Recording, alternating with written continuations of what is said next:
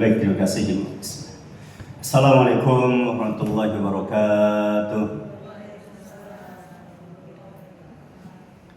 Innal hamdalillah nahmaduhu wa nasta'inuhu wa nastaghfiruh wa na'udzu billahi min syururi anfusina wa sayyiati a'malina.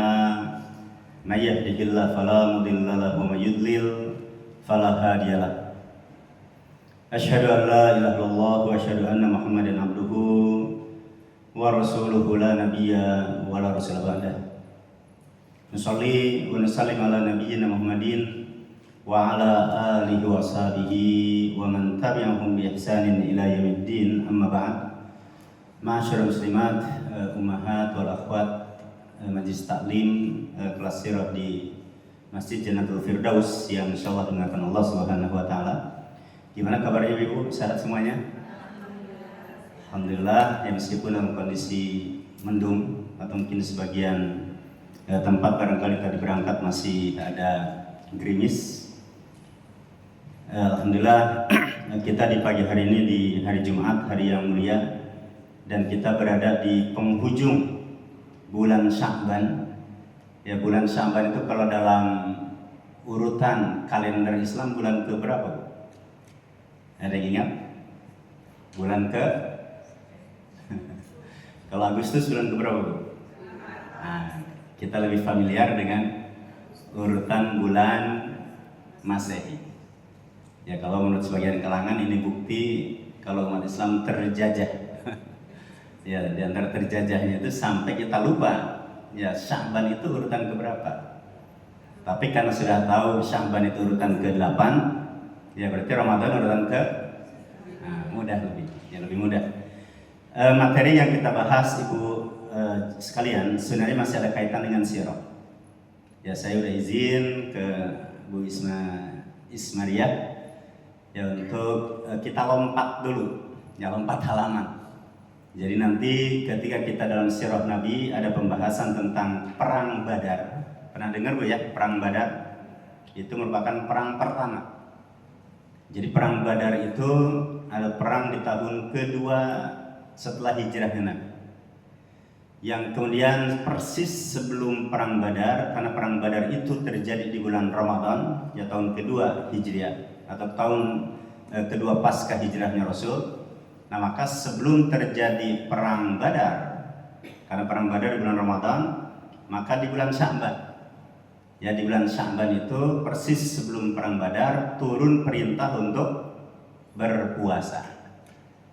Ya, jadi perintah puasa itu terjadi di bulan Sya'ban di tahun kedua hijrahnya Nabi kita Nabi Muhammad sallallahu alaihi wasallam.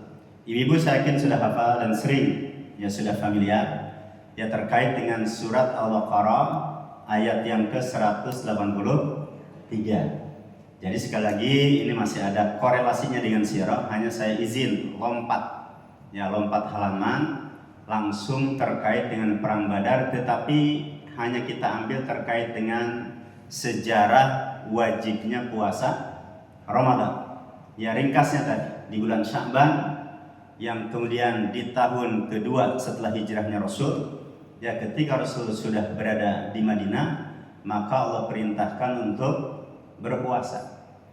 Dan di antara ayat terkait dengan wajibnya puasa adalah yang ada dalam surah Al-Baqarah 183. Ya, di antara kita yang sudah hafal atau sudah tidak asing lagi, Allah menyatakan a'udzubillahi minasyaitonirrajim, ya ayyuhalladzina amanu kutiba alaikumus syiyam.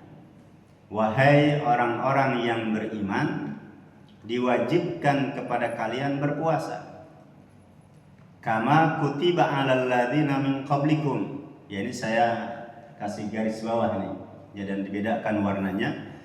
Di mana Allah menyatakan sebagaimana dulu orang-orang sebelum kalian, dulu sebelum umat Nabi Muhammad juga pernah diwajibkan. Ya, puasa itu. Tujuannya apa? La'allakum tattaqun. Ya, tujuannya adalah agar kalian menjadi manusia, menjadi hamba yang bertakwa kepada Allah Subhanahu wa taala. Nah, makanya sekalian terkait dengan penggalan ya yang tengahnya saja yang akan kita bahas, yaitu terkait dengan kama kutiba 'alal ladzina min qablikum. Sebagaimana puasa itu telah diwajibkan kepada orang-orang sebelum kita, ya sebelum kalian, kata Allah. Tentunya Ibu, yang dimaksud dengan puasa yang wajib ini yang ada dalam surat Al-Baqarah 183, puasanya puasa apa, Bu? Puasa selama 1 bulan penuh, dan itu adalah puasa di bulan Ramadan. Ya, jadi puasa terkait dengan kata-kata kutiba alaikumusiyam, ya diwajibkan kepada kalian berpuasa, maksudnya puasa di bulan Ramadan. Karena nanti ada ayat sesudahnya. Ya, syahrul Ramadan alladzi unzila fihil Quran. Ya, kita diwajibkan puasa itu di bulan Ramadan. Ya, di mana bulan Ramadannya itu adalah bulan salah satunya apa? Diturunkan Al-Quran. Ya, jadi Al-Quran Allah turunkan kepada Nabi kita Nabi Muhammad SAW melalui perantara Jibril, yang kemudian turunnya kapan, Bu? Ramadannya di tanggal berapa? Ya, ada yang mengatakan 17 Ramadan. Yang lain mengatakan ayatnya inna anzalnahu fi lailatul qadar. Jadi Al-Quran diturunkan itu pada malam Lailatul Qadar. Nah, pertanyaannya, Lailatul Qadar itu tanggal berapa? Apakah ada tanggal 17 Ramadan Lailatul Qadar? Nah, berarti turunnya Quran kapan tuh? Ya, coba lihat tuh ya. Inna anzalnahu fi lailatul qadar. Sungguh kami telah menurunkan Al-Quran pada malam Lailatul Qadar. Lailatul Qadar itu adalah 20 akhir, khusus malam-malam ganjil. Ya, 21, 23, 25, 27, 29. Nah, berarti kalau dilihat ayat itu turunnya Al-Quran tanggal ya di malam Lailatul Qadar. Dan Lailatul Qadar itu adanya di malam ganjil, 20 akhir, 10 akhir. Ya, 10 akhir di malam ganjil. Terus muncul istilah nuzul Quran tanggal 17 Ramadan. Nah, kira-kira gimana? Kira-kira gimana nih? 17 Ramadan populer dengan hari nuzul Quran. Betul ya? Hari turunnya Al-Quran. Tapi kalau Ibu baca dalam surat Al-Qadar, ternyata turunnya Al-Quran turun di malam Lailatul Qadar. Dan Lailatul Qadar itu adanya di malam-malam ganjil di 10 akhir Ramadan. Atau dalam surat yang lain, inna anzalnahu, ada fi lailatin mubarakah. Ya, kami telah menurunkan Al-Quran itu di malam yang penuh dengan berkah. Yang dimaksud dengan malam penuh berkah itu adalah malam Lailatul Qadar. Nah, Ibu, pertanyaannya 17 Ramadan hari turunnya Al-Quran itu dari mana? Coba saya tanya dulu Ibu. Kan itu populer, Bu, ya, di mana-mana ya, di masjid-masjid memperingati nuzulul Quran tanggal 17, bukan Agustus ya, bukan 17 Agustus. 17 apa? Ramadan. Ya, tapi kalau Ustaz ayatnya Al-Quran turunnya di malam Lailatul Qadar, padahal 17 Ramadan bukan malam Lailatul Qadar. Nah, kira-kira gimana? Masa diganti ya, memperingati atau peringatan nuzul Quran tanggal 21 Ramadan, atau ganti dengan 23 Ramadan. Kira-kira gimana, Bu? Nah, ini sedikit PR ya. Tapi intinya gini saja. Ada sebagian pendapat. Ya, ada sebagian pendapat kan Al-Quran itu gini. Allah turunkan dari Baitul Izzah, ya dari Lauhul Mahfuz. Kemudian itu turun plek sekaligus satu Quran.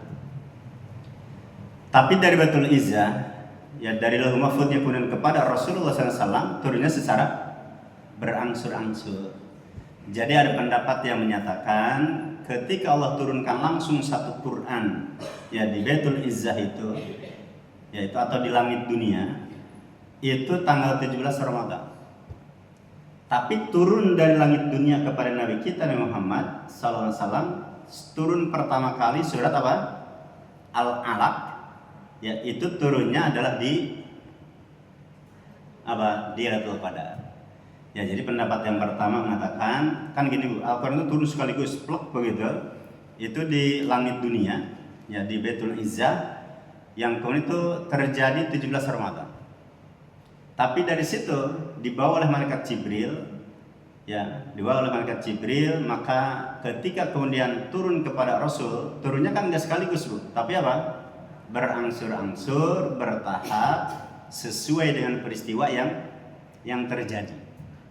Ya, maka turun kemudian dari langit dunia kepada Rasul itu di malam Lailatul Qadar. Ya. Walaupun ada pendapat yang kedua dibalik. Ya, dari Allah kemudian ke langit dunia itu adalah di malam Lailatul Qadar. Yang kemudian dari langit dunia kepada Rasul pada tanggal berapa? 17 Ramadan. Ya, jadi kita hormatilah ya silang pendapat yang ada. Tetapi intinya yang harus kita yakini secara pasti, yang pasti nih Bu, Al-Quran turun adalah apa? Di malam Lailatul Qadar. Hanya yang turunnya itu yang mana nih? Ya, ada yang mengatakan dari Lauhul Mahfuz ke Baitul Izzah ke langit dunia. Ya, ke langit dunia itu di malam Lailatul Qadar sekaligus satu Quran. Tetapi kemudian dari langit dunia kepada Rasul itu tanggal 17 Ramadan. Yang lain mengatakan terbalik. Ya, jadi yang turun kepada Rasul di malam Lailatul Qadar, tapi dari Lauhul Mahfuz ke langit dunia ada di tanggal 17 Ramadan. Nah, sehingga ada istilah nuzulul Quran tanggal 17 Ramadan. Jadi kita harus maklumi Bu ya, kalau ada silang pendapat, ya kita dibiasakan saling memahami. Jadi kita dibiasakan saling memaklumi. Kalau kemudian terjadi silang pendapat, ya termasuk terjadi perbedaan nanti Bu ya. Ini kan misal terkait dengan awal Ramadan itu kapan? Kan sekarang kalau dihitung bulan Sya'bannya tanggal berapa? Sekarang hari ini Sya'ban tanggal berapa? 20 berapa? Ya. Hari ini kalau menurut kalendernya ada tanggal 25 Sya'ban. Ya, sementara kemudian puasa bulan itu kan antara 29 hari atau 30 hari. Ya, maka misal Muhammadiyah sudah menetapkan puasa mulai tanggal 18. Ya, tapi nanti pemerintah belum nih. Ya, dengan ormas yang lain, ya kita berharap sama.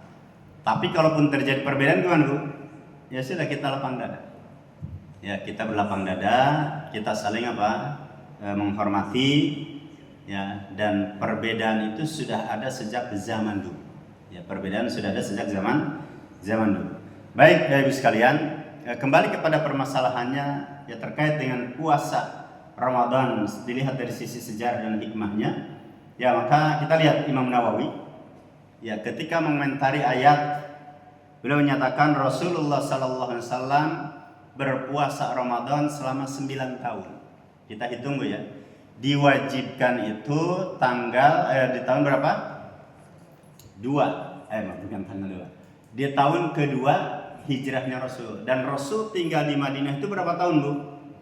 10 tahun. Ya, berarti apa? Tahun kedua nih. Ya, 2, 3, 4, 5, 6, 7, 8, 9, 10. Ya, jadi Rasulullah SAW berpuasa Ramadan selama 9 tahun.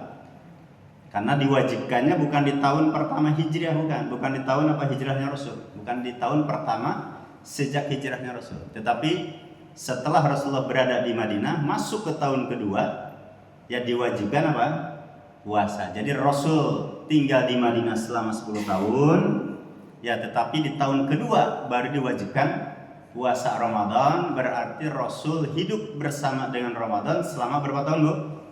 9 tahun. Ya, jadi sebelum Ramadan itu diwajibkan, ada puasa lain Bu.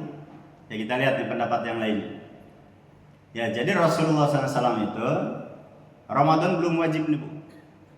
Maka sejak Rasul di Mekah sebelum hijrah, bahkan bangsa Quraisy sebelum Islam datang sudah melakukan puasa yang namanya puasa Asyura. Puasa Asyura itu kapan Bu? Ya, puasa di tanggal 10 Muharram. Ya, jadi setelah Ramadan nanti ketemu Syawal, ketemu Dzulqa'dah, ketemu Dzulhijjah, ini musim haji nih, ya Dzulqa'dah Dzulhijjah pada haji, yang kemudian tahun baru Muharram. Ya, maka di antara yang dianjurkan di bulan Muharram berpuasa di tanggal 10. Ya, yang dikenal dengan puasa Asyura.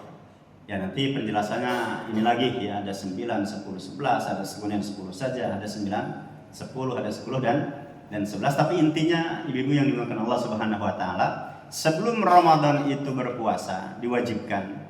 Maka yang wajib bagi Nabi dan para sahabat adalah puasa Asyura. Ya, jadi puasa Asyura itu dulu hukumnya wajib. Ya, jadi bangsa Quraisy dulu, kemudian kaum Nabi Musa alaihissalam, ya bahkan orang Yahudi itu ikut puasa, mereka puasa Asyura. Nah, ternyata bangsa Quraisy pun itu puasa Asyura. Dan termasuk Nabi kita, Nabi Muhammad SAW, ya ketika belum wajibnya bulan Ramadan, mewajibkan kepada para sahabat untuk puasa Asyura. Bahkan anak-anak kecil, barangkali masih ingat, ya anak-anak kecil diperintahkan oleh Rasul, orang tuanya untuk mendidik, melatih anaknya untuk berlatih berpuasa. Ya, sampai anak-anaknya kelaparan, kehausan, dikasih Bu? Kasih mainan. Ya, dikasih mainan, anak-anak kecil Bu, kalau sudah dikasih mainan yang dia suka, akhirnya gimana? Laparnya gimana Bu? Laparnya hilang, mereka main lagi. Ya itu, ya maklum lah ya dunia anak. Ya, tapi intinya tadi ibu sekalian, ya terkait dengan dulu Rasulullah SAW sebelum Ramadan itu yang wajib puasa apa Bu? Puasa Asyura. Bahkan selain Asyura 3 hari setiap bulan. Ya, jadi Rasul itu sebelum bulan Ramadan, ya bahkan ini para ulama mengatakan bahkan statusnya wajib. Ya, wajib berpuasa 3 hari dalam setiap bulan. Apakah puasa 3 hari setiap bulan itu sama dengan puasa Ayyamul Bid? Ya, kalau Ayyamul Bid hari tanggal berapa Bu? 13, 14, 15. Maka para ulama dan juga dalam riwayatnya yang ada, puasa 3 hari setiap bulan yang dilakukan Rasul itu selain Ayyamul Bid. Jadi yang 3 hari ini Bu, sampai hari ini disunahkan. Ya, ibu boleh ngambil misal 1 hari di awal bulan. Ibu boleh ngambil nanti yang kedua di pertengahan bulan. Kemudian ibu ngambil lagi yang terakhir di bulan di bagian akhir. Ini yang 3 hari tadi. Atau mau udahlah di awal bulan 3 hari silahkan. Atau misal udahlah 3 hari di 2/3 atau di akhir bulan itu silahkan. Ya, maka dulu Rasulullah SAW sebelum kemudian wajibnya puasa Ramadan, maka beliau membiasakan, bahkan wajib hukumnya melakukan puasa Asyura. Demikian juga para sahabat diwajibkan.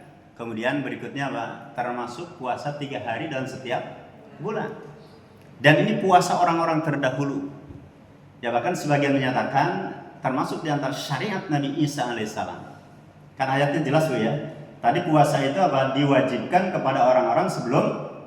Nah, coba dilihat. Ya, orang-orang sebelum kalian.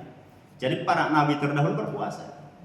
Ya, termasuk zamannya Nabi Isa. Menurut sebagian riwayat dan pendapat, zaman Nabi Isa alaihissalam berpuasa wajib dalam sebulan 3 hari. Kita hitung nih Bu.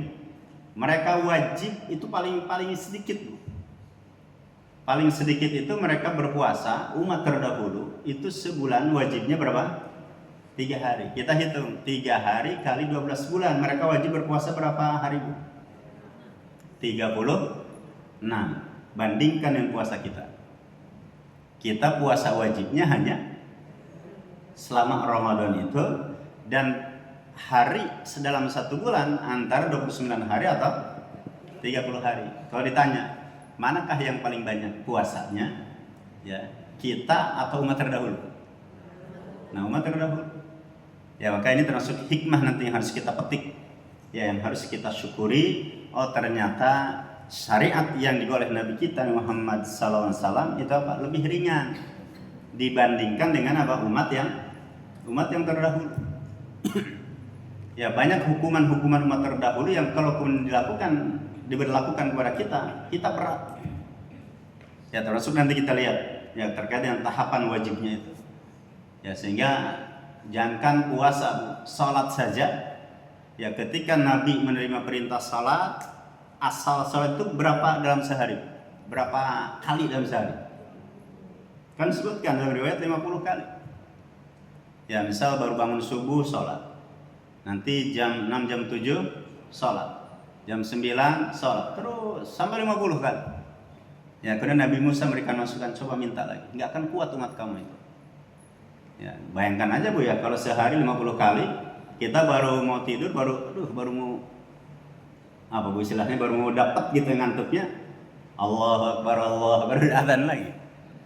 Mohon maaf gitu ya. Misal ibu-ibu ketika jadi pengantin dulu ya ketika sedang asik-asiknya dengan suami ya baru aja mau tiba-tiba gimana dulu? Kumandang adzan nggak jadi lagi. Ya, ini luar biasa ibu sekalian. Ya demikian juga dengan puasa. Ya maka Allah wajibkan puasa kita ya lebih sedikit, lebih ringan dibandingkan dengan puasa orang-orang terdahulu. Ya maka jelas Bu ya. Jadi sebelum Ramadan Rasulullah wajib melakukan puasa Asyura. Kemudian Rasulullah juga dengan para sahabat wajib yang melakukan puasa 3 hari selama dalam setiap bulan. Ya di antara dasarnya adalah hadis yang bersumber dari sahabat Mu'adz bin Jabal. Rasulullah sallallahu alaihi wasallam datang ke Madinah. Ya jadi hijrah Ibu dari Mekah ke Madinah. Lalu beliau mulai berpuasa 3 hari setiap bulan. Ya 3 hari setiap bulan. Yang tadi kita sebutkan. Ada ayyamul bid, kemudian ada 3 hari setiap bulan. Nah maka yang 3 hari setiap bulan ini bagi Rasul itu wajib. Ya, tapi pelaksananya tadi. Jadi ketika zaman Rasul wajib, untuk sekarang hukumnya apa Bu? Sunnah. Sama dengan Asyura. Ya Asyura itu dulu bagi Rasul wajib, bagi para sahabat milih mau puasa mau tidak silahkan. Tapi kemudian fase berikutnya Nabi mengatakan enggak, pokoknya kalian juga harus puasa. Ya sehingga Asyura zaman dulu Bu, hukumnya pernah menjadi wajib. Ya maka tatkala datang Ramadan hukum berubah yang tadinya wajib menjadi sunnah. Ya maka kemudian perawi berkata beliau terus melakukan puasa tersebut selama berapa nih? 17 bulan. Ya karena setelah 17 bulan itu wajib ya turunnya wajib apa? Wajibnya puasa Ramadan. Ya yang kemudian yang intinya kemudian puasa 3 hari dalam setiap bulan. Demikian juga kemudian puasa Asyura gugur. Ya yang tadinya wajib berubah menjadi sunnah. Nah, oleh sebab itu sekalian. Ya, ini kesimpulan daripada yang tadi saya terangkan. Ya, maka apa diwajibkannya bulan Ramadan itu pada bulan Sya'ban. Ya, tahunnya tahun keberapa? Masuk tahun kedua setelah Rasulullah SAW ya sampai di Madinah, dan setelah tinggal di Madinah.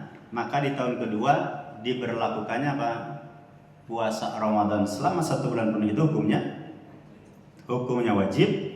Dan sebelum melakukan Ramadan ya Nabi kita melakukan puasa Asyura wajib hukumnya.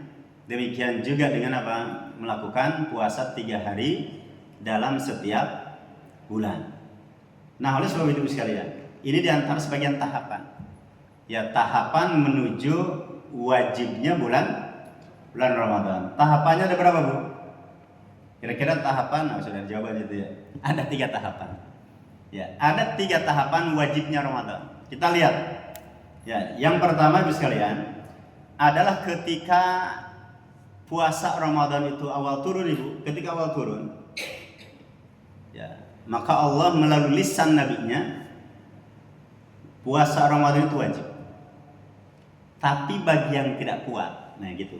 Bagi yang tidak kuat, ini yang tidak kuat itu tidak mesti ibu hamil, tidak mesti ibu yang menyusui, tidak mesti yang sudah lanjut usia, siapa saja. Ya mungkin ada buruh, ada tukang, atau ada pekerja, atau mungkin ada yang tidak kuat, memang tidak kuat. Ya maka apa? Wajib membayar fidyah. Jadi rumusnya adalah man syaa shoma wa man syaa lam yasum. Ya, jadi di fase yang pertama itu bagi yang kuat, bagi yang mau puasa Ramadan, silakan puasa Ramadan. Tapi tetap hukumnya wajib. Ya, wajib Ramadan. Hanya bagi yang tidak kuat harus membayar fidyah. Tapi ibu ingat, puasanya itu zaman ini tidak seperti sekarang. Ya, jadi zaman ketika di fase yang pertama itu kalau ada misal gini Bu, kita habis ya misal gini pas menjelang buka ya karena kita capek lelah ngantuk sekitar 5-10 menit sebelum buka puasa ya kita kemudian apa? Ngantuk tertidur. Kemudian waktu maghrib sudah lewat misalnya 5 menit 10 menit itu sudah haram makan dan minum. Ya, jadi intinya kalau sudah merem, kalau sudah tidur, ketika sudah masuk buka puasa, maka apa Bu? Tidak boleh makan, tidak boleh minum, tidak boleh melakukan hubungan suami istri. Berat tidak? Berat. Ya, karena terjadi dengan sahabat. Sebagian nanti akan kita sebutkan. Ya, ada sahabat yang pas menjelang buka puasa karena capek tidur. Datang istrinya menghidangkan makanan. Makan tidak? Enggak boleh. Dia harus menahan lapar lagi, dia harus menahan haus lagi, dia harus menahan gejolak. Kalaupun misal hubungan suami istri, dia harus menahan apa? Syahwatnya lagi, nunggu lagi sampai besok. Bayangkan Bu, besok pas mau buka puasa, merem lagi. Kira-kira gimana Bu? Nah, ibu harus memaklumi kalau puasa zaman dulu itu wajib, tapi yang tidak kuat bayar fidyah. Karena puasa begitu. Ya, jadi kita berpuasa hitungan jam nih Bu kalau dibulatkan. Anggap sajalah kita misal nanti ketika Ramadan waktu untuk masuk waktu subuh itu jam berapa? Jam 4 lewat anggap saja Bu ya, jam 4 lewat 40 anggap saja. Ya, jam 4 lewat 40. Ya, kemudian sampai kita nanti buka puasa jam 6 lewat berapa Bu? Anggap saja 15. Itu berapa jam?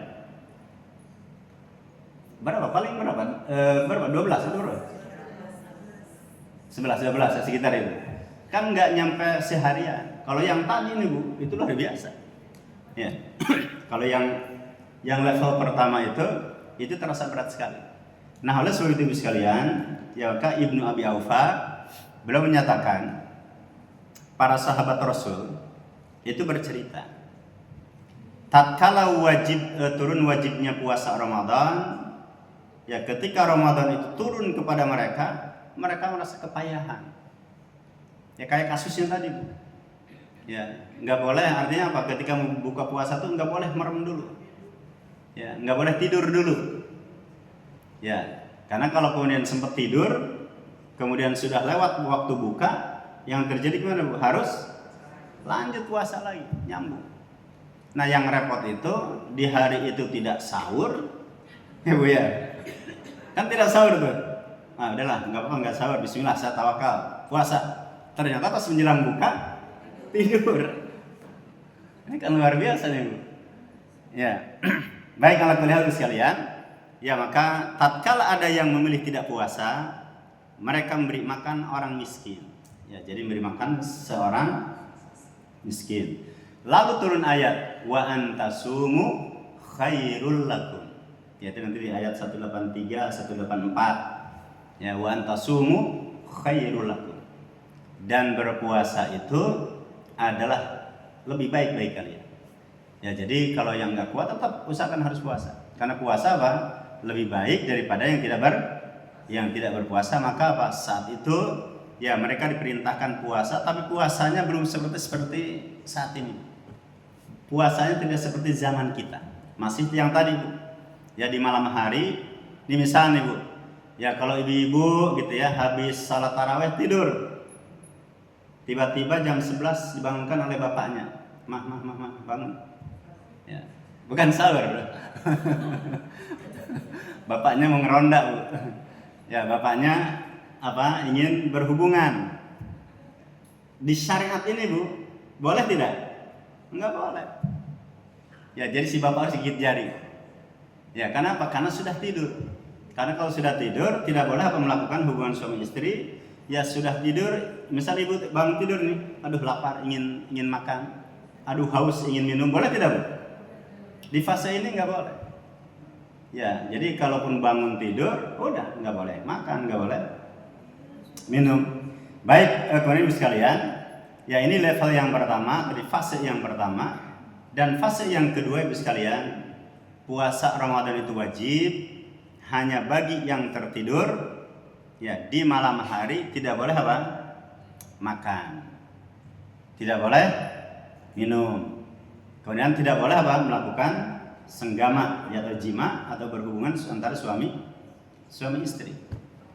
Ya, nanti Ibu kita teringat dengan kisah seorang sahabat, bukan seorang, ada dua sahabat paling tidak. Yang pertama dengan Qais bin Sirmah. Ya, beliau seorang warga dari kalangan Ansar. Jadi Qais bin Sirmah itu Ibu, beliau ketika menjelang buka puasa, beliau ini kan seorang pekerja. Ya, beliau seorang pekerja yang kemudian ketika beliau kemudian berpuasa, ya sambil bekerja, pas menjelang buka datang ke rumah, nanya istrinya, ya istriku ada makanan apa nih buat kita buka? Kata si istri gimana Bu? Di rumah tidak ada apa-apa. Bayangkan Bu ya. Ini pelajaran juga nih ya. Jadi betapa sabarnya kedua ya suami dan istri tadi. Ibu kalau di rumah kira-kira Bu, oleh suami misal tidak beri nafkah, di rumah kemudian tidak punya apa-apa, kira-kira suami kalau nanya, "Ma, Bu, ya di rumah ada apa?" Kira-kira ibu ngomongnya apa nih?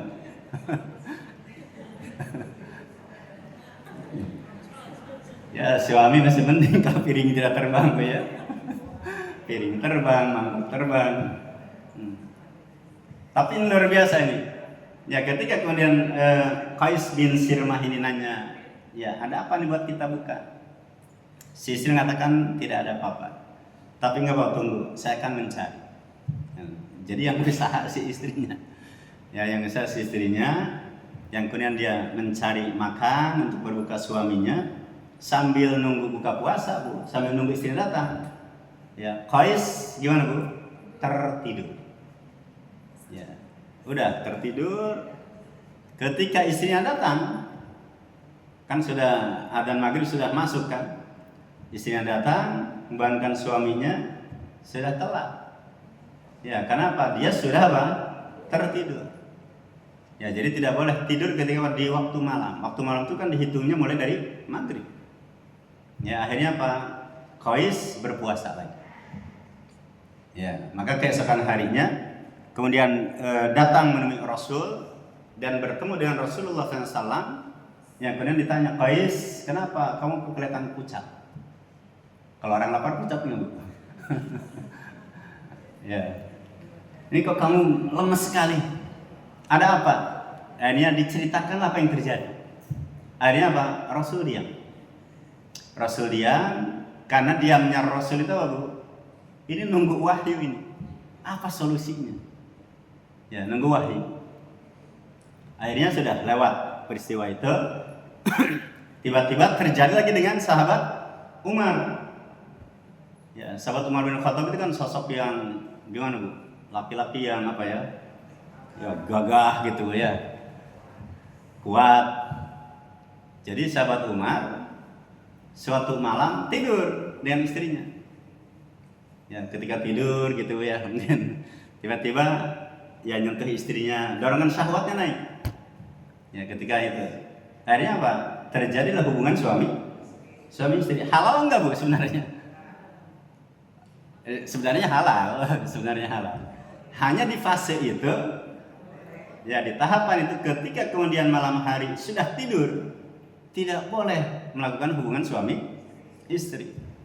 Ya maka pagi harinya, esok harinya, sahabat Umar datang ke Rasul, mengatakan, "Celaka ya Rasul." Ya, kenapa Umar?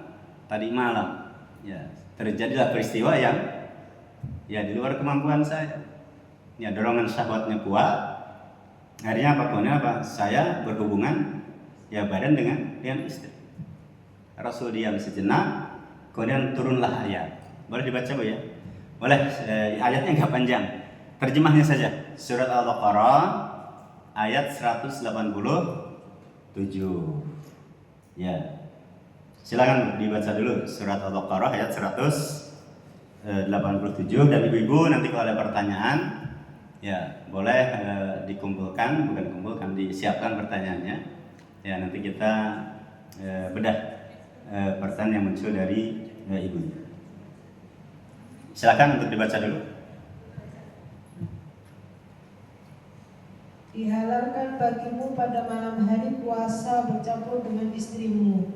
Mereka adalah pakaian bagimu dan kamu adalah pakaian bagi mereka. Allah mengetahui bahwa kamu tidak dapat menahan dirimu sendiri, tetapi Dia menerima tobatmu dan memaafkan kamu. Maka sekarang campurilah mereka dan carilah apa yang telah ditetapkan Allah bagimu. Maka makan dan minumlah hingga jelas bagimu perbedaan antara benang putih dan benang hitam, yaitu fajar. Kemudian sempurnakanlah puasa sampai datang malam. Tetapi jangan kamu campuri mereka ketika kamu beriktikaf dalam masjid. Itulah ketentuan Allah. Maka janganlah kamu mendekatinya. Demikianlah Allah menerangkan ayat-ayatnya kepada manusia agar mereka bertakwa. Iya. Sudah Bu ya, terima kasih. Ayatnya panjang. Jadi ayat tentang puasa itu dari 183 Ibu ya. Surah Al-Baqarah 183 sampai Al-Baqarah 187. Nah, yang paling panjang yang terakhir itu. Uhilla lakum lailatas siyamir rafatsu ila nisaikum hunna libasul lakum wa antum libasul lahunna. Ya, jadi kasus Qais bin Sirmah, demikian juga kasus sahabat Umar bin Khattab ya, yang berhubungan badan dengan istrinya di malam hari. Akhirnya turun ayat tadi langsung Bu ya. Malam hari di bulan Ramadan telah dihalalkan untuk kalian apa? Berhubungan ya badan antara suami dan istri. Ya bahkan Allah lebih jauh lagi. Kalian itu para suami bagi para istri adalah pakaian, dan juga para istri bagi kaum suami adalah pakaian. Ya ini menjelaskan tentang apa Bu? Digugurkannya, ya dihapusnya syariat puasa Ramadan dengan tahap 2 dan tahap 1 tadi. Dan hari ini yang kita lakukan puasa hari ini adalah mengacu kepada surat apa Bu? Al-Baqarah ya 183 ini. Ya maka Allah katakan kulu washrabu hatta yatabayyana lakumul khaytul abyad minal khaytil aswadi minal fajr. Ya Allah katakan silahkan bebas, mau makan, mau minum, termasuk mau melakukan hubungan suami istri ya sejak malam hari silahkan, tidak ada batasan. Mau tidur dulu, mau tidak tidur dulu, sampai apa Bu? Jelas benang hitam dari benang putih atau benang putih dari benang hitam. Artinya apa Bu? Yang 3 tadi ya yang dilarang itu apa? Makan, minum, berhubungan suami istri. Yang dulu dilarang di malam hari kalau sudah tidur, kemudian dihapus. Tinggal yang dilarang itu selama Ramadan kalau dilakukan di siang hari. Kalau di siang hari ada hukumannya. Ya hukumannya apa? Misal bagi yang melakukan hubungan suami istri, ya apa? Di antaranya apa Bu? Membebaskan budak. Tapi kan perbudakan enggak ada. Kemudian berikutnya dengan puasa selama 2 bulan. Aduh 2 bulan, 1 bulan aja udah berat ini. Tambah dengan 1 bulan, artinya 2 bulan. Kalau sudah 2 bulan, misal baru puasa 50 hari, nggak kuat, ya, batal lagi, diulang lagi nanti 2 bulan. Jadi itu harus apa? Nggak boleh dicicil. Ya, nggak boleh dicicil. Yang kemudian kalau tidak kuat, terus gimana Bu? Memberi makan. Memberi makannya berapa? 60. Ya, 60 orang miskin. Seorang sahabat datang kepada Rasulullah, ya Rasulullah, saya di siang hari melakukan hubungan suami istri. Kata Nabi, bebaskan budak. Ya Rasul, saya tidak mampu. Ya sudah, kalau gitu puasa berapa bu? 2 bulan berturut-turut. Ingat bu ya, syaratnya berturut-turut, tidak boleh putus. Kecuali kalau perempuan, kalau wanita ya dengan haid itu lain lagi. Begitu bersih dari haid, gas lagi puasa. Ya lanjut. Yang kemudian sahabat mengatakan, ya Rasul, jangankan 2 bulan, ini 1 bulan aja saya sudah nggak kuat nahan hubungan dengan suami istri. Ya udah, kata Nabi, ya sudah kalau gitu, ya bagi kamu untuk apa? Memberi makan 60 orang miskin. Kata dia, ya Rasulullah, tidak ada di kampung saya yang paling miskin kecuali saya. Tapi sebelumnya kan Rasul ngasih, ya Rasulullah, saya tidak mampu. Ya karena saya tidak mampu untuk membayar apa? Memberi makan 60 orang miskin. Maka kata Nabi, ya sudah, ini saya kasih, bagikan ke mereka. Kata orang tadi bu, kata sahabat tadi, ya Rasul, di kampung saya nggak ada yang miskin. Yang miskin itu hanya saya sendiri. Ya sudah, ambil. Nah dia dapat semuanya tuh bu. Ya, tidak bayar budak, tidak bebaskan budak, tidak puasa kemudian 2 bulan, tidak bayar memberi makan orang miskin 60, justru dia yang dapat. Tapi ini jangan ditiru bu. Ya, jadi contoh tidak untuk ditiru. Saya yakin orang galaksi nggak ada lah yang nggak mampu. Ya, tapi insya Allah terhindar semuanya. Nah, lakukan hal sekalian yang dimuliakan Allah Subhanahu Wa Taala, maka bebas makan minum berhubungan itu sampai masuk waktu subuh. Kan disebutkan bu ya dalam ayatnya.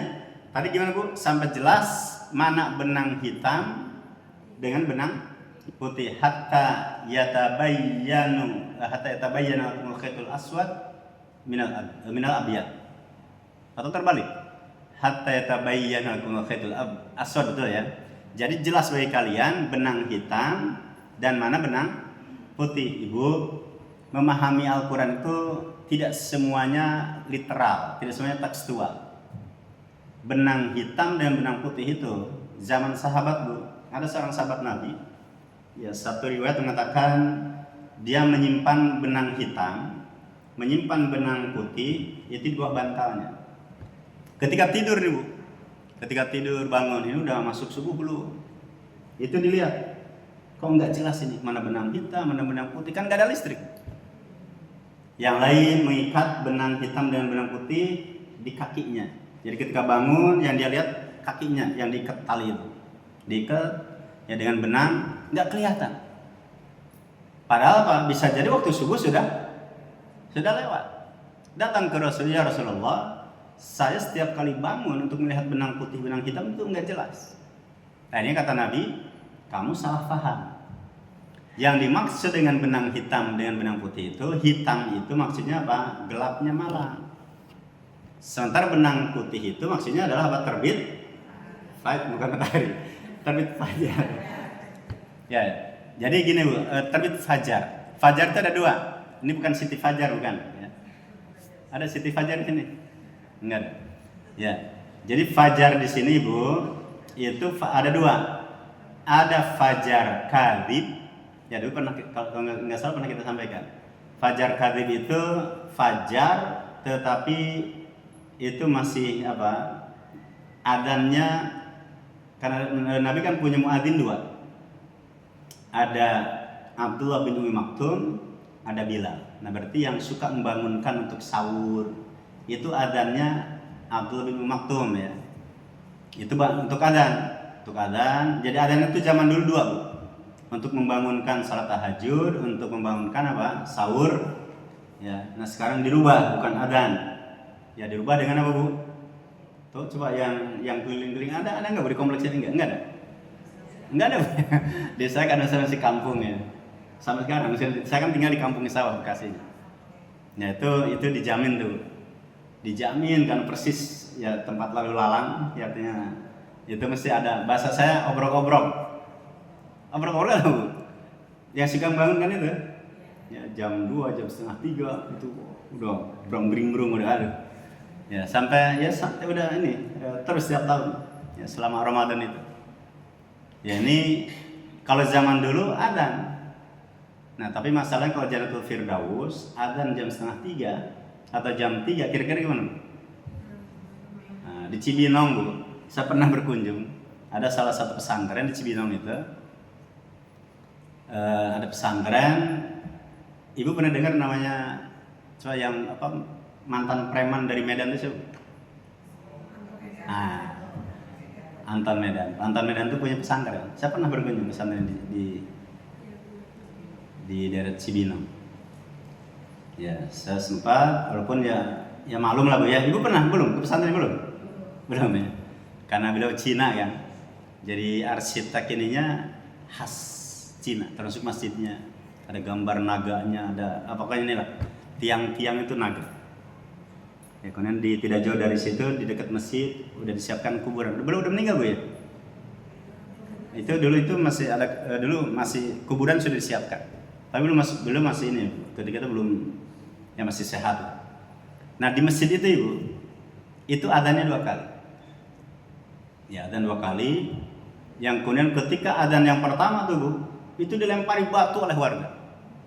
Wah, dilempari batu pesantrennya. Ini ada ajaran baru, ini ada ajaran sesat. Ya, akhirnya dipanggil ya, RT RW, dikumpulkan, intinya diputuskan udahlah, ini kan sunnah. Ya daripada ribut dengan warga, udah adzannya cukup sekali. Ya, tapi kalau di Banten tuh Bu Ismaria, ya atau mungkin tempat lain, saya kebetulan mertua depan itu mushola, masjid.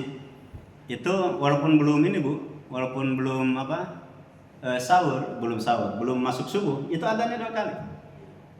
Ya, itu pada masjid perkampungan. Saya ketika itu pertama kali ke sana, langsung saya bangun, langsung wudu, kan telat nih. Ternyata itu adzan pertama. Ya. Jadi ada juga itu ya, kalau dikatakan warga ya juga warganya warga Nahdiyin. Di Bandung kan banyaknya Nahdiyin, NU banyaknya. Ya, tapi ada yang praktekkan adzan tetap dua kali. Tapi ada juga di sebagian masjid.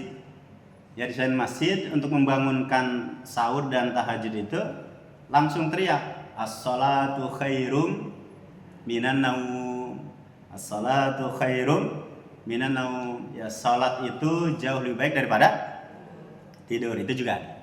Nah, ala kulli hal sekalian, ya maka yang dimaksud dengan benang putih adalah fajar sodik. Ya, fajar kadzib, ya fajar yang masih bohong dalam arti untuk makan dan minum. Tapi nanti fajar sodik. Ya, yaitu masuk waktu sholat subuh. Sedikit agak masuk ke masalah yang agak remeh sebenarnya. Ibu, terkait dengan buka puasa, demikian juga dengan sahur, khususnya yang sahur nih Bu. Sebagian kalangan menyatakan waktu sholat subuh di Indonesia itu terlalu cepat. Muhammadiyah mengambil batasan Indonesia terlalu cepat 8 menit. Ada yang dari warga Muhammadiyah di sini? Ya, jadi berarti kalau misalnya ketika kita sahur nih Bu, ketika kita sahur masih ada 5 sendok lagi lah. Ya, kemudian adzan. Maka yang meneliti bukan Muhammadiyah saja. Ya, di Mesir, kemudian dilakukan penelitian di beberapa wilayah di Indonesia. Ketika adzan dikumandangkan, terus ada yang di Ancol melakukan survei juga. Ternyata ketika adzan subuh itu masih fajar kadzib. Ya, fajar sodiknya kalau Muhammadiyah mengambil pendapat terlalu cepatnya 8 menit. Nah Ibu, yang lain lebih dari itu, ada yang 10. Bahkan di Jepara lakukan penelitian, ya langsung itu survei lapangan. Jadi dibandingkan adzan teori ya tentang fajar itu dikaji betul. Ya, maka Ibu perhatikan tuh, misal di Mekah, termasuk saya di Mesir gitu dulu, qomatnya salat subuh tuh Bu, itu paling cepat tuh 20 menit setelah adzan. Ya, yang lain 25 menit, yang lain 30 menit. Di Mekah kan begitu juga Bu, setelah adzan jarak ke qomat agak lumayan panjang. Itu untuk mengantisipasi ya, karena apa? Kalau belum masuk waktu sholat, kan sholatnya bisa tidak sah. Jadi jangan sampai ketika adzan subuh nih, adzan subuh, usahakan jangan langsung sholat subuh. Ya, ada jarak dulu lah, kasih jarak. Ya, kalau Muhammadiyah misal 8 menit, ya misal adzan itu misal 4 menit, nah 4 menit kemudian itu baru masuk waktu sholat subuh. Berarti Ibu dengan 8 menit Ibu masih bisa makan kolak dulu tuh, Bu. Ya. Masih bisa. Ya, masih bisa ngemil dulu. Kan 8 menit lumayan, Bu ya. Masih mau nambah berapa sendok lagi. Tiba-tiba di antara ibu ingin apa? Misalnya tanggung lah, ingin nyium suami dulu. Ya, masih mungkin nggak, Bu?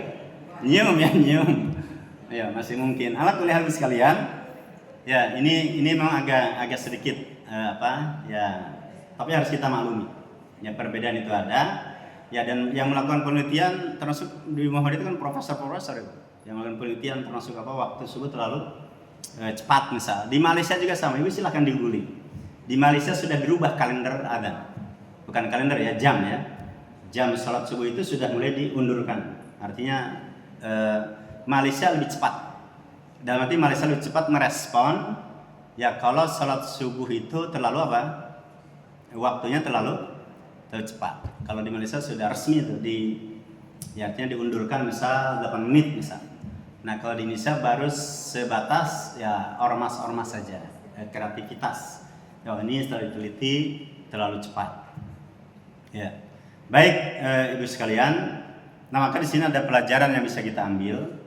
Ya, jadi Ibu, kita berpuasa hari ini dimasuk di tahapan keberapa, Bu? Tahapan ketiga. Dan itu yang terakhir. Ya, jadi hari ini kita bebas ya untuk makan minum di malam hari. Mau tidur dulu itu nggak apa-apa. Ya, misal bahkan bangun tidur juga boleh, Bu ya. Kita bebas ya hari ini. Bayangkan Ibu, kita kalau hidup yang masuk pada zaman fase dulu berat, maka wajar. Ya, kalau Mu'adz bin Jabal mengatakan dulu ketika wajibnya puasa zaman dulu bagi mereka terasa berat. Ya, maka ada pelajaran yang bisa kita ambil. Yang pertama adalah pentingnya kita bersabar dan bersyukur nih. Ya, bersyukurnya apa? Wajibnya puasa kita tidak seperti puasanya orang terdahulu. Kita bersyukur juga jumlah harinya itu kan 29 hari atau 30 hari. Berbeda dengan umat terdahulu. Minimalnya umat terdahulu adalah 3 hari setiap bulan. Di total ternyata 36 hari. Kita lebih ringan. Ya, maka ini satu bentuk syukur, Bu ya. Dan yang kedua apa, Bu? Ya, dengan Ramadan kita bersabar. Karena definisi puasa itu apa, Bu? Ya, al-as-saum wal habs. Ya, jadi puasa itu menahan diri. Kan sabar tuh. Menahan diri untuk tidak makan, tidak minum, tidak melakukan hubungan suami istri. Tinggal 1 menit lagi. Kira-kira Ibu mau buka puasa 1 menit lagi, nggak sabar, nggak tahan. Kita minum, batal tidak puasanya? Kan batal. Ya, saking udah nggak tahannya, kemudian tiba-tiba ada HP temannya bunyi Allahu Akbar gitu ya. Dikiranya adzan, langsung makan. Ternyata itu hanya ya bunyi HP. Ya, atau bahkan ada anekdot zaman dulu, Bu ya, ketika keluarga sudah kumpul, di depannya ada hidangan makanan. Ya, itu tinggal berapa detik lagi tuh, atau berapa menit lagi buka puasa. Yang kemudian tiba-tiba datang ada orang yang lari ngetuk-ngetuk pintu, buka gitu ya, ngetuk pintu keras. Nah, dikira orang di dalam nyuruh buka puasa, ternyata buka pintu.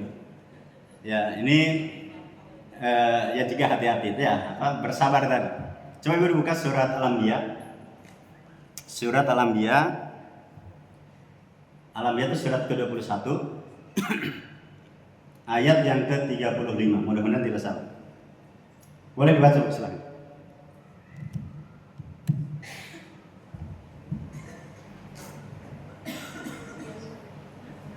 Setiap yang bernyawa akan merasakan mati.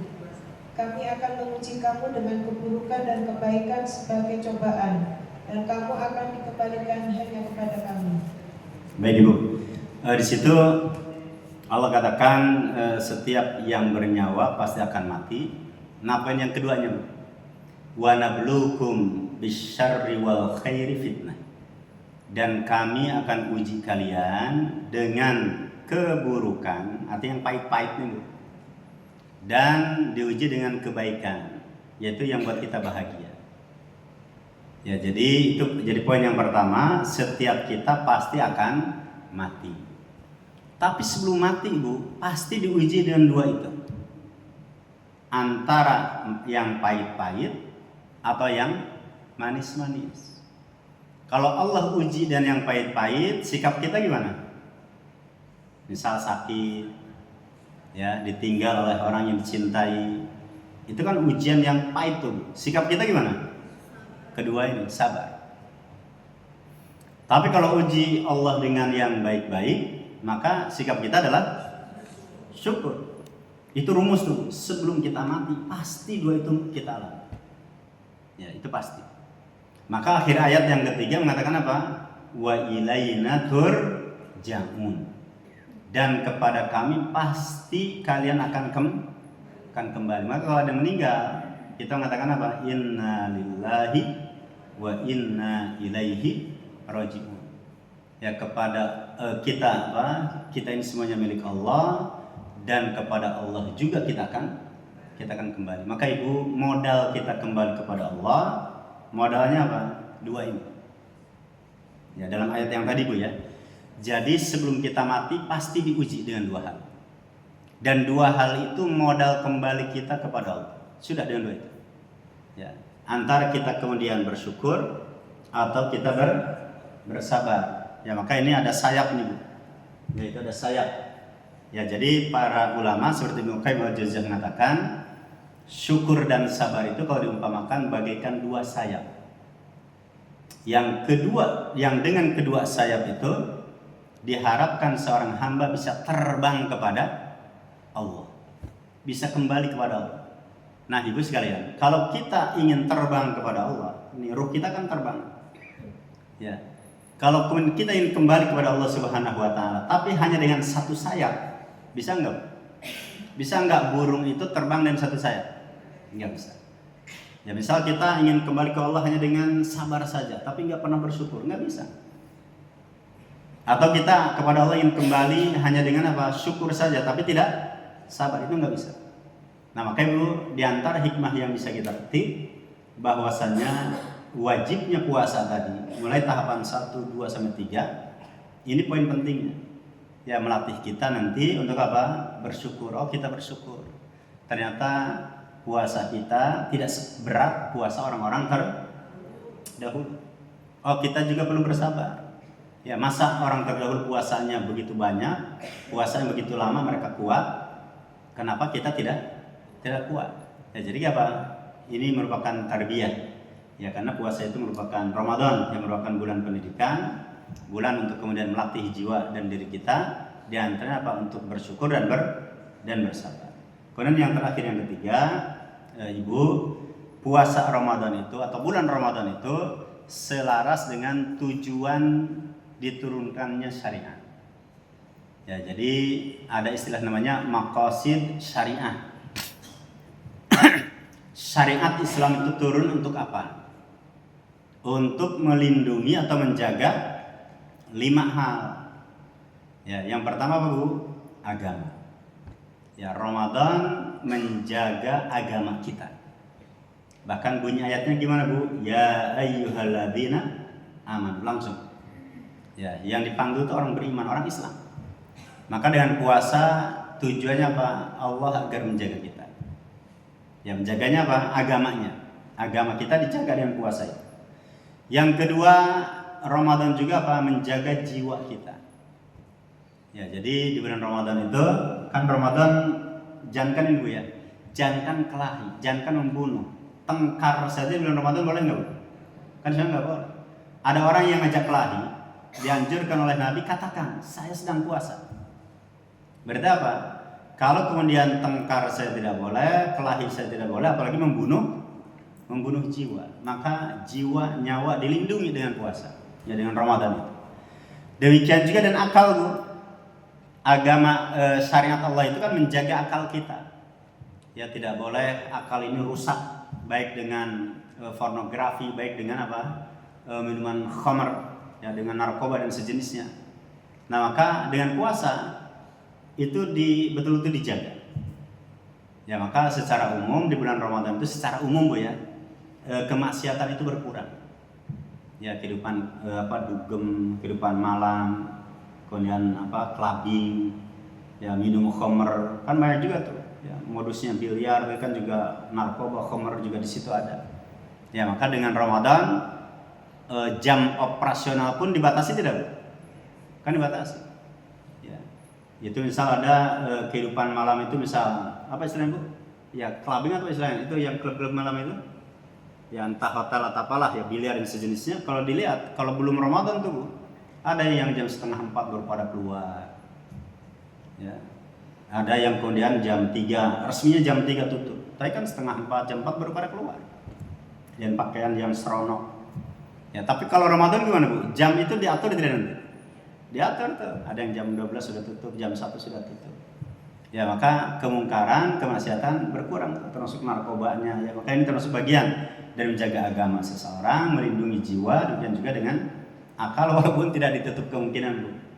Kalau mengacu pada data kepolisian, curanmor itu justru naik di bulan Ramadan. Kira-kira kenapa, Bu? Tindakan kriminal khususnya curanmor ya, itu Ramadan, itu naik. Karena apa? Mereka nyari yang ingin mudik, ingin beliin baju lebaran. Pokoknya banyak lah kebutuhan. Ya, sehingga apa? Mengambil jalan pintas. Jadi kalau menurut data kepolisian di bulan Ramadan justru curanmor naik. Ya, maka bahkan ini unik, Bu, daerah sana, daerah Penggilingan. Itu ada namanya komplek Taman Pulau Indah. Ya, Taman Pulau Indah itu sempat pengurusnya cerita, Ustaz, saya setiap kali sholat tarawih sendal saya hilang. Akhirnya saya akalin, kata dia, saya pakai sendal yang bagus, saya ikat pakai benang. Sendal itu diikat pakai benang, Bu, di benang itu dimasukkan ke bawah itu, jadi nggak kelihatan. Ketika maling itu nyolong nih, Bu, susah dia, ketahuan langsung. Oh, itu malingnya, langsung ditangkap. Nah itu, ya, kalau itu boleh ditiru tuh, Bu, ya. Nah, jadi ada orang yang memang maling sendal. Ya, kalau sendalnya bagus kan mereka berangkat pakai sendal jelek, ya pulang bawa sendal bagus. Ini kreatif, ini luar biasa. Baik, kemudian ibu sekalian, yang keempat, Ramadan juga menjaga melindungi keturunan. Ya, otomatis tadi ya, karena kemaksiatan ini kan melindungi keturunan, perintah untuk menikah dan larangan untuk berzina. Ya, secara umum kemaksiatan yang sifatnya keji itu menurun. Ya, banyak juga pada PSK atau pelacur itu kalau bulan Ramadan juga karena mereka Ramadan, Bu, ya udah pulang kampung dulu gitu ya. Entah pulang ke Indramayu, pulang ke Subang, pulang kemana, Bu? Ya banyak gitu ya, pada pulang. Ya ini karena tingkat pelacuran tuh, Bu Ismaria, termasuk di Cilegon gitu, yang perbatasan Merak. Ya, karena itu saya dapat data begitu. Ya, Indramayu, kalau Indramayu guru besar, dosen saya melakukan penelitian. Bukan Indramayu, sebenarnya jalur Pantura. Ya, itu ada mahasiswa di UIN Bandung melakukan penelitian. Kenapa di jalur-jalur itu banyak warung remang-remang, itu diteliti. Nah, tapi penelitian lapangan, Bu. Jadi pura-pura ini jadi langsung terlibat. Ya, jadi pura-pura mau ya begitulah. Ya, sampai tahu harganya berapa, yang kemudian itu seperti itu.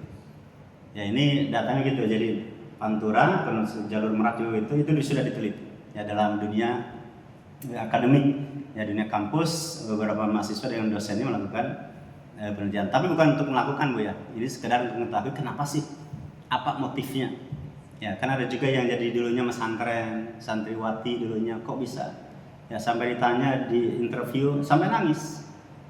Ya, sebenarnya saya ini terpaksa. Ya, ujungnya begitu. Jadi ujungnya karena faktor apa, Bu? Ekonomi ujung-ujungnya. Baik, yang terakhir adalah juga dengan puasa di bulan Ramadan, ya termasuk menjaga harta. Ya, jadi melindungi harta. Jadi intinya syariat diturunkan untuk menjaga harta, yaitu hendaknya bersumber dari yang halal dan dibelanjakan juga di jalan yang halal. Maka biasa di bulan Ramadan ya ada dengan infak, ada sedekah, ada apalagi, Bu, takjil, ya, ngasih buka puasa. Demikian juga dengan sebagian masyarakat lebih suka untuk memberikan zakat malnya, itu juga di bulan Ramadan. Ya, maka ini diantara hikmah yang bisa kita ambil, Ya, kita ambil 3 saja ya, terkait dengan hikmah dari perintah atau tahapan-tahapan wajibnya puasa di bulan Ramadan. Masih ada tersisa waktu sekitar 10 menit. Untuk selanjutnya saya kembalikan kepada host, pada Ibu, silakan. Silakan, barangkali ada yang mau ditanyakan.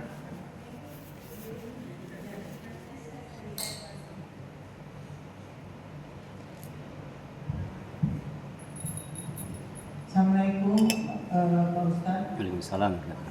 Saya mau bertanya mengenai waktu puasa kan suka ada perbedaannya, ada yang duluan, ya contoh lah seperti nanti ini kan Muhammadiyah misalnya tanggal 18. Kemudian kadang pemerintah walaupun belum tahu pengalaman yang tahun-tahun sebelumnya di kalender udah ada, ya patokannya jadi itu aja ya biasanya ya Pak. Terus kedua pertanyaan saya terkait kalau kita bayar fidyah, apa yang boleh orang itu memang dia bayar fidyah nggak apa-apa, atau sebetulnya dia harusnya bayar puasa. Ada juga pendapat yang dulu misalnya seperti saya waktu hamil kan saya bayar fidyah, terus nggak boleh, sebetulnya mestinya dua-duanya, fidyah juga bayar, puasa juga gitu. Padahal yang sepengetahuan saya kan salah satu, kalau udah bayar fidyah puasanya enggak. Nah itu aja, mohon pencerahannya Pak Ustadz. Terima kasih. Baik, terima kasih kepada Ibu. Siapa Bu? Bu Desi Pak. Ibu Desi. Terima kasih Bu. Terkait dengan dua yang ditanyakan, terkait dengan siapa saja yang kemudian membayar fidyah, di antaranya kalau disebutkan dalam ayat, ya nanti dalam surat Al-Baqarah masih lanjutannya ya, Al-Baqarah ayat 184, itu kan juga nanti terkait dengan orang-orang yang tidak mampu berpuasa, ya termasuk lansia. Kalau lansia itu jelas ya, yang sudah lanjut usia, sudah tidak kuat, maka ya, dia bayar fidyah. Ya, yang kemudian atau orang yang termasuk yang sakit, yang secara medis sulit untuk pulih lagi, ya itu juga bayar fidyah, itu sepakat. Ya. Nah kemudian terjadi silang pendapat terkait dengan wanita yang menyusui, wanita yang kena hamil, yaitu ada 4 pendapat. Nah jadi ibu tinggal pilih di antara pendapat itu, dan memang tidak dipungkiri terjadi perdebatan. Tapi perlu digarisbawahi ibu, perdebatan itu sudah ada sejak zaman sahabat Nabi. Ya terkait dengan apakah bagi wanita yang sedang hamil, ya maka ada pendapat yang mengatakan cukup bagi dia qada. Dan qada puasa itu tidak mesti tahun itu juga, dibolehkan untuk tahun berikutnya. Tapi kalau qada kemudian tahun berikutnya kemudian tiba-tiba hamil lagi, numpuk tuh, ya maka pendapat yang kedua mengatakan cukup dengan fidyah tanpa dengan qada. Yang lain merinci, kalau hamilnya itu yang dikhawatirkan wanita hamil itu siapa? Dirinya atau janinnya? Atau jangan-jangan dua-duanya?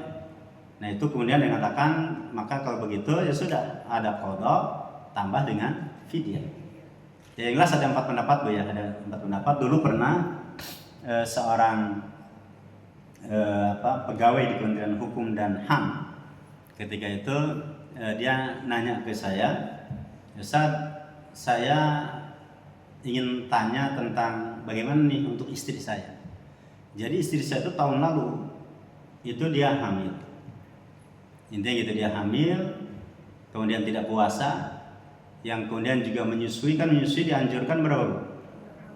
Ya 2 bulan, ketemu lagi dengan Ramadan, nggak puasa lagi. Sekarang ini hamil lagi, berarti sudah mau ketemu 3 Ramadan. Sudah. Saya sebagai yang ditanya, saya mengeluarkan fatwa, yang mengeluarkan pendapat yang tadi, bagi bapak, untuk istri bapak ambil pendapat yang menyatakan membayar fidyah. Ya, yang jelas itu tidak ada masalah. Itu jadi silang pendapat.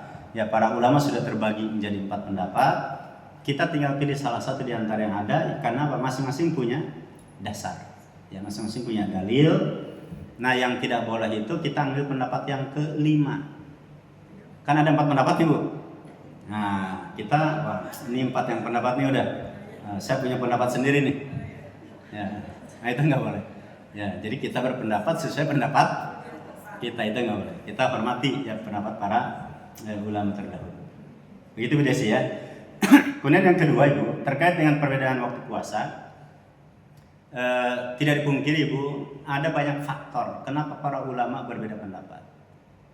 Ya ini nanti Ibu bisa jadi ada materi saya khusus sebenarnya ya terkait dengan kenapa sih para ulama berbeda pendapat. Ya, terus adab kita bagaimana? Nah intinya kalau ringkasnya, praktisnya terkait dengan apa yang akan terjadi, ya sudah. Ya kita harus meyakini perbedaan itu sunatullah. Kemudian yang kedua ya, adalah kita kembalikan kalau misalnya dengan ormas ya sudah. Ya karena ormas misalnya dia sudah melakukan keputusan ya terkait dengan, dan kan itu kan juga banyak para tokohnya Bu. Ya, para ulamanya banyak juga. Ya kita hormati. Demikian juga nanti keputusan daripada yang akan datang nanti. Ya kan itu kan perpaduan hisab, kalau Muhammadiyah kan hisab global. Ya nanti kalau pemerintah dengan ru'yah. Artinya hisab dibuktikan dengan ru'yah, dipantau. Ya dipantau beberapa titik seluruh Indonesia. Kalau terlihat satu titik hilal, maka apa? Wajib berpuasa bagi seluruh negerinya, artinya seluruh Indonesia ini. Ya maka intinya sikap kita berlapang dada. Ya karena perbedaannya sebenarnya tipis. Nah yang harus diwaspadai itu adalah beda puasanya sampai 2 hari. Nanti muncul tuh nanti di Sumatera Barat. Ya muncul misal di mana Sulawesi Selatan di Goa. Ya Bu ya. Jadi misal gini Bu. Misal kita 2 hari lagi puasa di Sumatera Barat, harinya sudah puasa. 2 hari lagi kita mau lebaran, mereka sebelum 2 hari itu mereka sudah lebaran. Nah itu biasanya Naksabandia, tapi Naksabandiahnya yang di Sumatera Barat. Ya jadi Naksabandia Sumatera Barat karena berbeda dengan Naksabandia yang di Jawa. Ya kalau tarekat Naksabandia di Jawa itu ikut ke NU. Jadi ikut keputusan nanti. Ya kalau di Sumatera Barat itu sendiri dia. Ya. Baik jadi itu Bu ya. Jadi kita berlapang dada. Ya kita terima perbedaan yang ada dan jangan sampai gontok-gontokan lah, sampai gontok-gontokan. Ya misal istrinya ikut Muhammadiyah, suaminya ikut pemerintah, tiba-tiba beda. Ya, nah itu jangan sampai bermusuhan. Ya karena kalau sampai bermusuhan kasihan suaminya nanti nggak dikasih buka puasa, nggak dikasih sahur. Ya semoga tetap harmonis, ya tetap dijaga persatuan. Mungkin ada satu lagi Bu, silahkan. Ada? Masih ada waktu? 5 menit? Ada Ibu di belakang, kiri kanan depan? Tidak ada. Kalau tidak ada, masih ada. Silakan.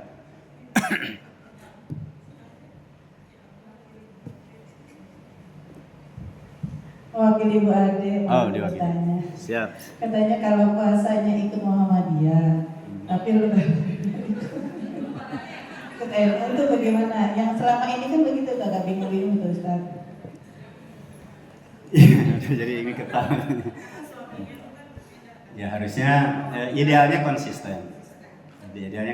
Jadi kalau kemudian Muhammadiyah lebih awal, kemudian misal tiba-tiba Muhammadiyah kan 1 bulan 30 hari, gitu ya. Tapi kan ujungnya ya. Tapi ini tadi ya intinya tadi sebenarnya jadikan patokan dalam beragama itu ilmu sebenarnya. Ya ilmu bukan kelompoknya. Ya, jadi kita beribadah ini kan urusan ibadah. Ya, maka ibadah kita itu harus didasarkan dengan ilmu. Ya, jadi kalau kemudian pertanyaannya kalau kemudian awal Ramadan ikut Muhammadiyah, yang kemudian akhir Ramadan ikut NU, ya nanti bisa jadi puasanya ya bisa lebih, bisa ini ya. Tapi intinya tadi Bu, intinya adalah kalau bisa konsisten. Kalau memang Ibu adalah seorang yang ikut di Ormas Muhammadiyah, ya maka sudah tetap ya di Muhammadiyah itu. Kemudian baik awal Ramadannya pun di akhir Ramadannya. Tetapi yang dimaksud Ibu adalah misal saya puasanya tetap dengan Muhammadiyah, tapi kemudian sholat idnya ya itu dengan pemerintah misal. Kan gini Bu, ada yang sholat idnya harusnya hari misal Muhammadiyah hari ini, tapi pemerintah sholat idnya besok. Kemudian saya ingin ikut yang besok saja, itu nggak ada masalah. Ya, itu dengan masalah karena nanti ada riwayat, memang ada riwayat dari Ummu Ibnu Umi Abd. Jadi dia bertanya kepada Ibnu Mas'ud ya terkait dengan bagaimana kalau kemudian pemimpin mengakhirkan salatnya. Maka kata Ibnu Mas'ud, ya sudah, salat dengan mereka, nggak apa-apa. Ya, tetapi kalau terkait dengan puasanya sudah, kita yakini puasa saya hari ini selesai. Ya, maka tapi saya ingin salatnya di besok, itu nggak apa-apa. Karena pendapat yang kuat, salat Id itu hukumnya apa? Sunnah. Sementara berpuasanya wajib nih. Ya berarti apa? Sudah membatalkan puasanya ya di esok hari, hari ini, tapi boleh salatnya ya di esok hari. Ya itu boleh kalau itu. Kalau yang dimaksud dengan Ibu Epi. Oh iya, dimaksud dengan Ibu ya. Itu salatnya boleh. Ya, karena kadang gini, kadang kita hari ini misal selesai puasanya, ini nggak ada yang adakan apa? Salat Id, tapi cukup jauh, udahlah. Ya misal ikut salatnya dengan yang terdekat dengan kita. Baik, barangkali demikian Ibu sekalian yang kita bahas ya terkait dengan sirah, tentang sejarah Nabi, tetapi kita fokus terkait dengan sejarah diwajibkannya puasa dengan sebagian kecil dari hikmah yang bisa kita ambil. Ya mohon maaf jika ada kesalahan dan kekeliruan. Untuk menutup dan untuk selanjutnya saya kembalikan kepada Ibu Ismaria, dan dari saya akhiri dan Ibu Ulfa. Ibu Ulfa yang mana? Baik, saya kembalikan pada Ibu Ulfa. Dari saya cukupkan. Assalamualaikum warahmatullahi wabarakatuh. Alhamdulillahirabbil alamin. Jazakumullahu khairan.